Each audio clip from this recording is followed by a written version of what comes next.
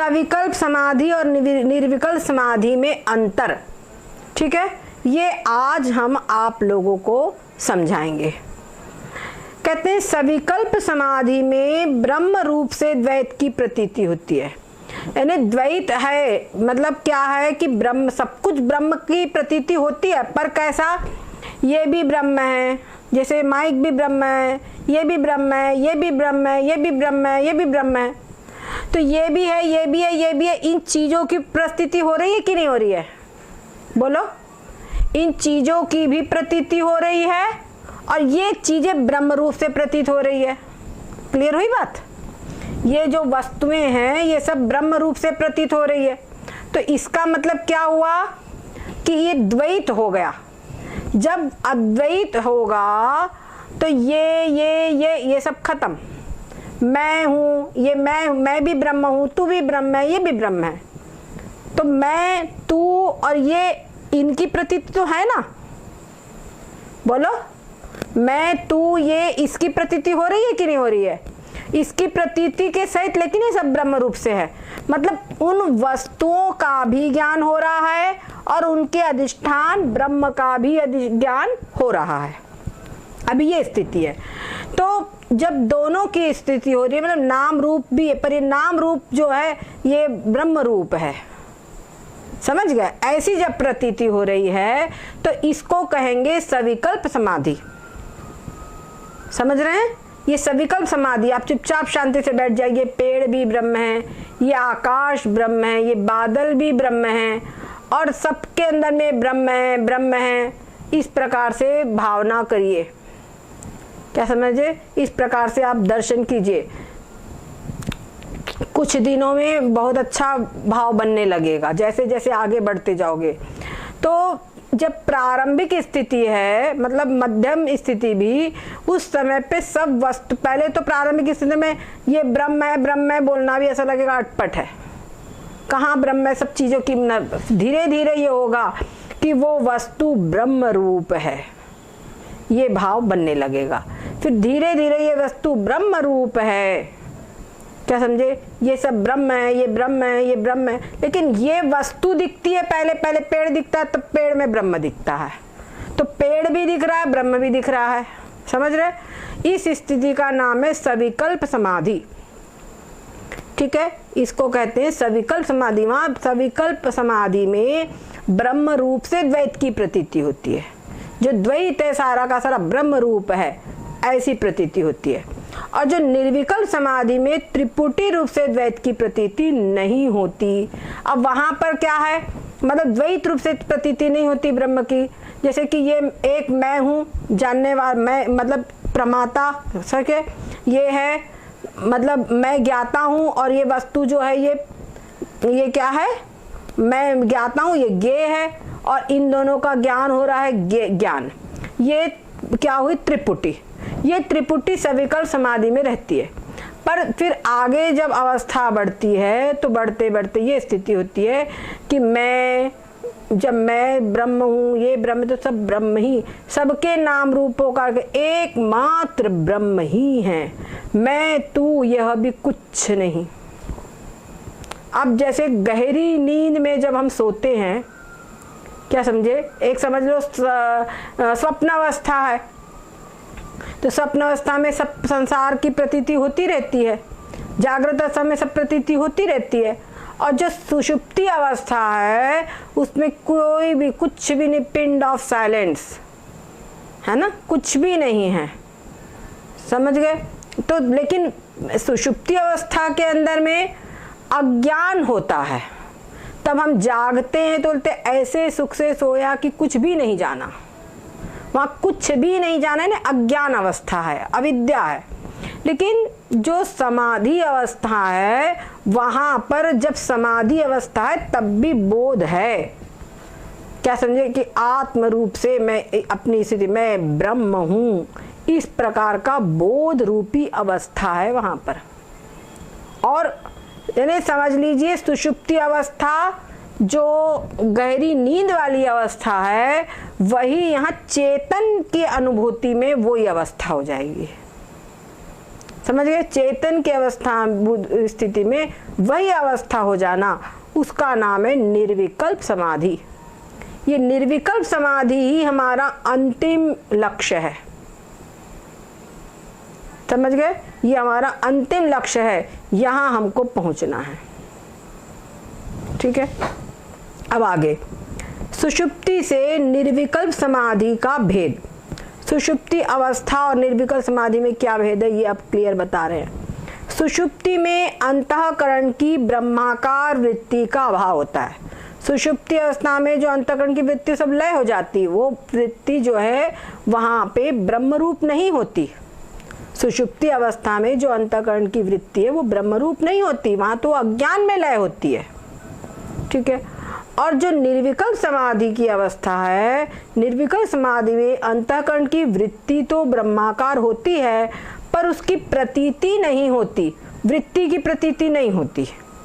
समझ गए? जैसे हमको सविकल्प समाधि है तो सविकल्प समाधि ये वस्तु, ये अंतःकरण की वृत्ति वस्तु तक गई, वस्तु के आवरण को भंग किया, वस्तु के आकार की हो गई, तो यहाँ वृत्ति की अनुभूति होती है।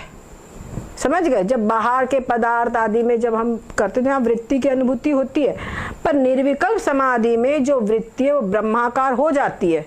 ओम अहम ब्रह्मास्मि, और ब्रह्माकार वृत्ति, बस अहम मैं ब्रह्म हूँ, और ये वृत्ति ब्रह्माकार हो गई। लेकिन ये वृत्ति का अनुभव कुछ नहीं होता कि वृत्ति ब्रह्माकार हुई है, बस शांत अवस्था हो जाएगी। समझ गए? शांत अवस्था हो जाएगी, शांत स्थिति हो जाना, ये हो जाता है वहां पे। और कहते हैं निर्विकल्प समाधि में अंतःकरण तो रहता है, पर उसमें वृत्ति इतनी सूक्ष्म होती है कि उसकी प्रतीति नहीं होती। ठीक है, एक मिनट का पॉइंट छूट गया इसका। सुषुप्ति में अंतःकरण का अभाव होता है, उस समय उसमें किसी वृत्ति का उदय नहीं होता। जो सुषुप्ति अवस्था होती है वहाँ अंतःकरण लीन हो जाता है ना, अंतःकरण का अभाव होता है, तो वहां पर किसी भी वृत्ति का उदय नहीं होता, कोई वृत्ति का उदय नहीं, अंतःकरण ही लय हो जाता है वहां। तो बोलते ऐसे सुख से सोया कि कुछ भी नहीं जाना, तो कुछ भी नहीं जाना है ना, कोई वृत्ति वहां नहीं है इसलिए कुछ नहीं जाना। लेकिन जो सुषुप्त निर्विकल्प समाधि की स्थिति है वहां पर अंतःकरण लीन नहीं होता, अंतःकरण रहता है, क्योंकि अंतःकरण ही तो ब्रह्माकार होता है, पर उस समय वृत्ति इतनी सूक्ष्म होती है कि उसकी प्रतीति नहीं होती। ठीक है, इस समाधि में यदि अंतःकरण का अभाव मान लिया जाए तो तत्वज्ञानी का शरीर लुढ़क जाएगा। निद्रावस्था में क्या होता है, शरीर लुढ़क जाता है, होता है कि नहीं, शरीर लुढ़क जाता है। लेकिन समाधि अवस्था में शरीर लुढ़कता नहीं, वो जो का त्यों रहता है स्थित। अंदर में जो अंतःकरण है वो पूर्ण रूपेण चेतन अवस्था में है, और चेतन के आकार की उसकी वृत्ति है, ब्रह्माकार उसकी वो हुआ है। समझ में आई बात? ये अंतर है। और शरीर वहां लुढ़कता नहीं, बिल्कुल अलर्ट रहता है। शरीर को स्थिर रखने के लिए 3 वस्तुएं चाहिए, मन यानी कि अंतःकरण, बुद्धि और अहंकार।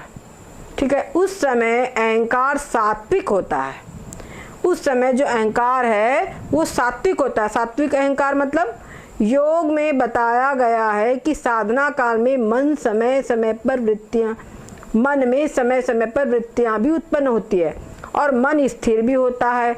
मन की 7 अवस्थाएं वहां पर योग दर्शन में मन की 7 अवस्थाएं बताई गई है। एक नहीं तो फिर कहीं पढ़ने का मौका भी नहीं आएगा, बता देते हैं। यहाँ में योग की 7 अवस्थाएं बताई गई। एक तो सवितर्क, सवितर्क यानी मन के द्वारा पदार्थों के विषय में तर्क वितर्क करते रहना। मन के अंदर में अब चलती रहती है सबके अंदर में, है ना, तर्क वितर्क, ये चीज ऐसी है, नहीं ये चीज नहीं अच्छी है, वो चीज अच्छी है, ये तर्क वितर्क चलते रहना। और निर्वितर्क, निर्वितर्क मतलब तर्क का शांत हो जाना। तर्क अनचाही वस्तु को काट कर फेंकता है, यह भीरू है, ये डरपोक है, इसलिए खुद को अलग करके रखता है। समझ ना, ये चीज अच्छी नहीं है तो उससे अपने को अलग करना, वो चीज बेकार है उससे अलग करना, ऐसा वो निर्वितर्क है अवस्था। और उसके बाद सविकल्प, सविकल्प यानी वाचक शब्द के सुनते ही बुद्धि में उस वस्तु का आरूढ़ हो जाना, भले ही वस्तु का अस्तित्व न हो। जैसे आकाश, कुसुम, आकाश में कुसुम, बंध्यापुत्र, आकाश में पुष्प, ये कहो तो आकाश में पुष्प है क्या? नहीं है। लेकिन आकाश में पुष्प शब्द सुनते ही हमारा दिमाग में आकाश का में पुष्प बन जाते हैं। समझ गए? जो मन है उसके अंदर में आकाश में पुष्प दिखने लगते हैं, मतलब वृत्ति वो पकड़ लेती है। तो इसको कहे हैं सविकल्प, यानी मन में कोई कल्पना होना, ये ऐसी आकार की चीज है। कोई पदार्थ बोले पंखा, तो पंखा को देख करके, पंखा बोलने से पंखे के आकार की वृत्ति हो जाएगी कि नहीं? ये सविकल्प वृत्ति है। समझ गए? जहाँ पे कोई आकार है, सविकल्प का मतलब, विकल्प का मतलब आकार, कोई आकार है वृत्ति का, जो भी ना का छोटा बड़ा हो, चौकोर गोल, ये सब आकार है।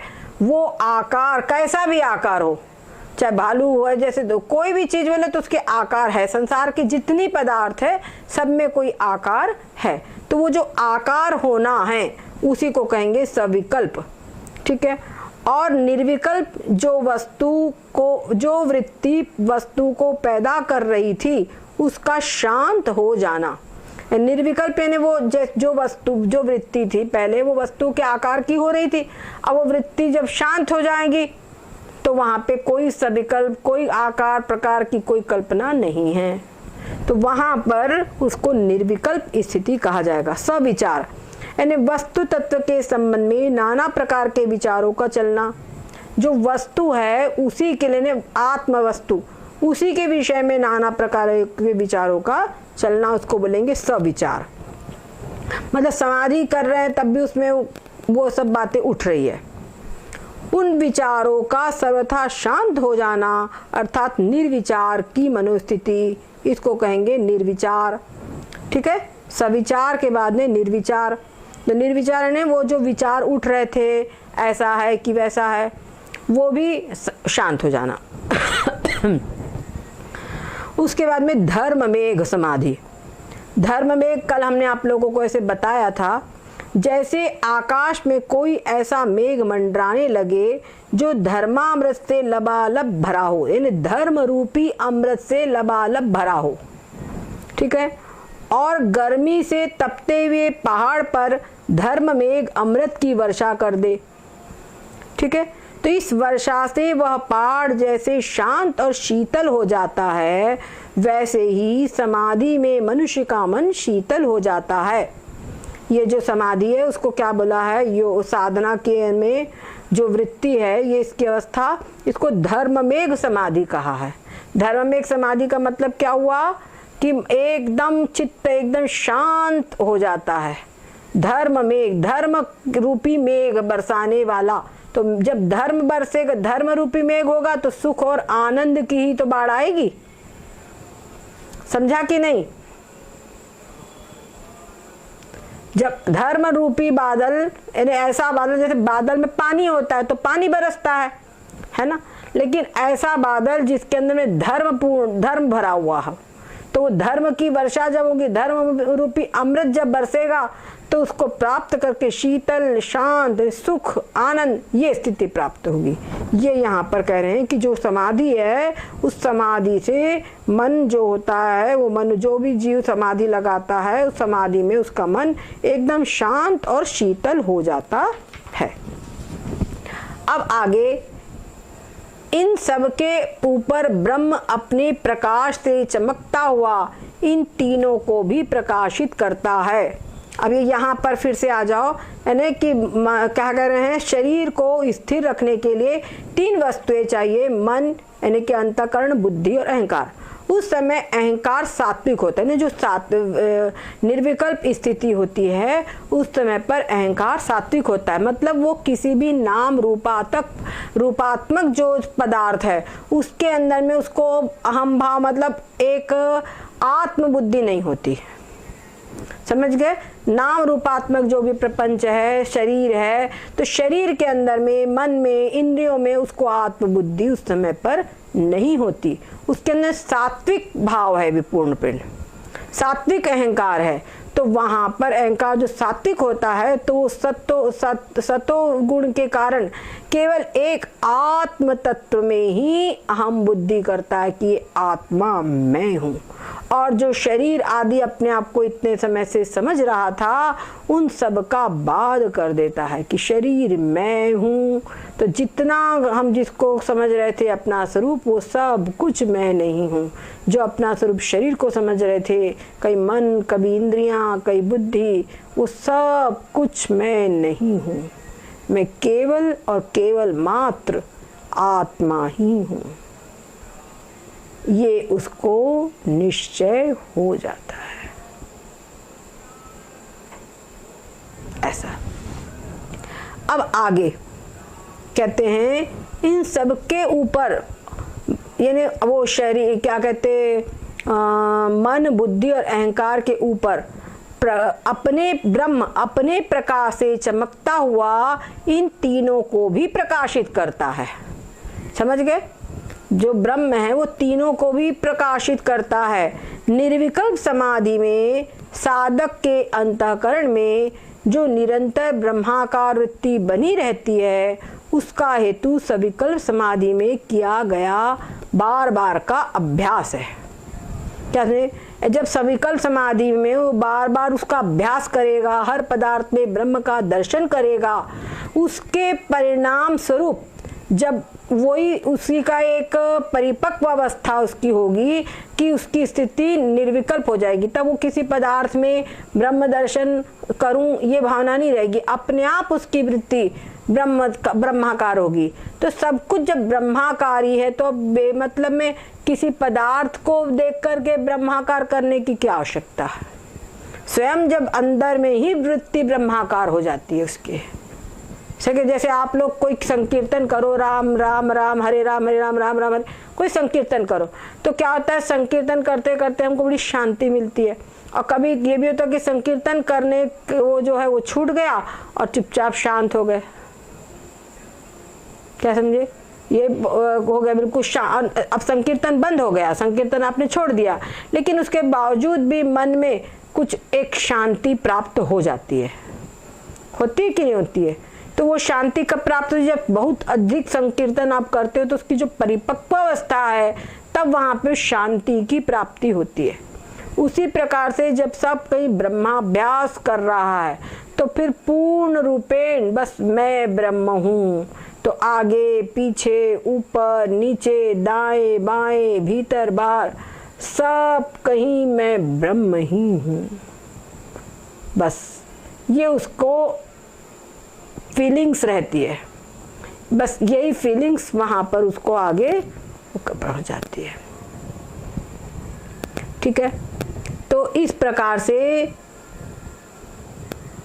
ये जब बार बार अभ्यास करता है उसी के कारण जो निर्विकल्प समाधि लगती है, अंतःकरण में निरंतर ब्रह्माकार वृत्ति बनी रहती है।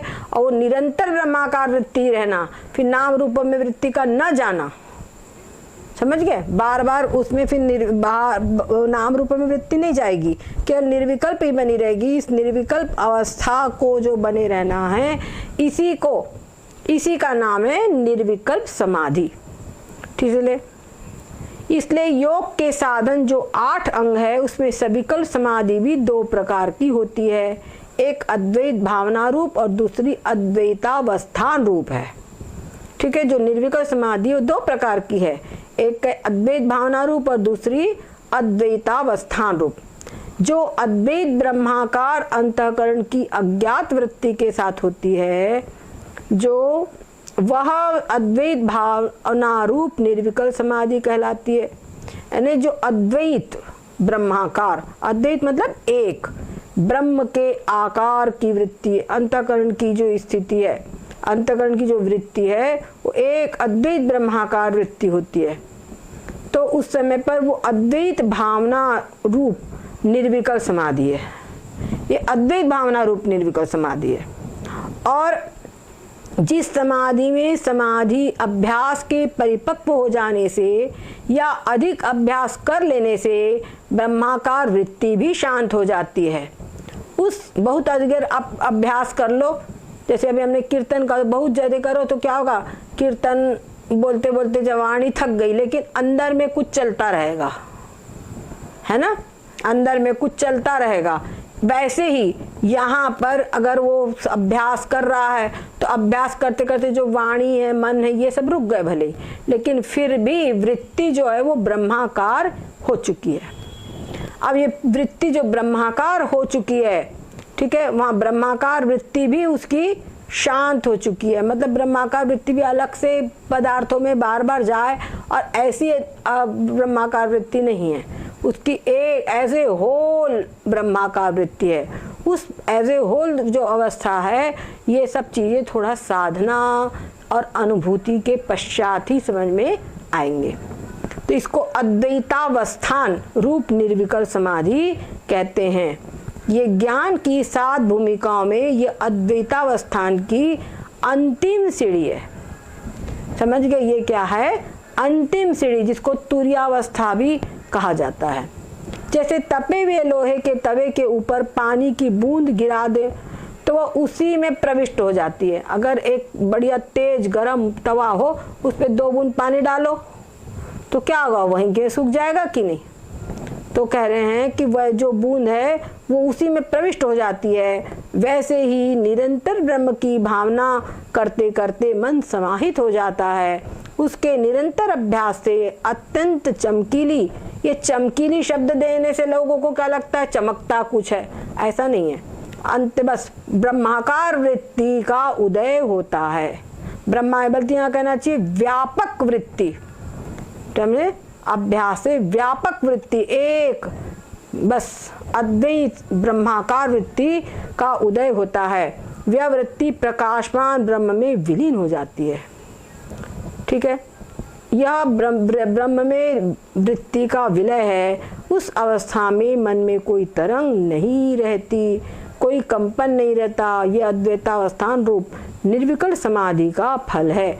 उस समय पर हमको कोई कंपन नहीं, मन बिल्कुल शांत, विचार नहीं मन में, बिल्कुल शांत स्थिति पूर्ण रूपेण वहाँ पर हो जा रही है। ठीक है, बस आज हम इसको यहीं पर रोकेंगे।